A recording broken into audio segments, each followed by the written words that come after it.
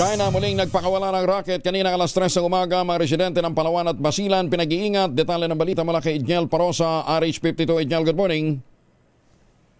Kuya Angel, kinumpirma ng Philippine Space Agency na pinakawalan na ng People's Republic of China ang panibagong Long March 8A missile nitong pasado alas 3 ng umaga.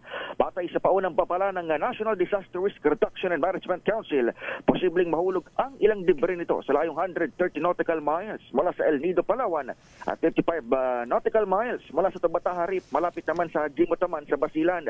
Bagamat hindi inasang babagsak sa mga residential area, ipinagbawal pa rin ang paglalayag malapit sa naturang mga lugar. Gayon din, nag-warning ang NDRRMC sa mga makakakita ng bahagi ng rocket na huwag itong hawakan basta dahil sa posibleng nakalalasong kemikal. Sa halip ay dapat umanong iulat ng mga ito sa mga kaukulang ahensya ng pamalaan ang makikitang debris. Kamakailan lamang, pinulabog ng kaparehong rocket launch sa mga residente ng Palawan at Mindanao dahil sa malakas na tunog at tila apoy na bumabagsak sa kalangitan.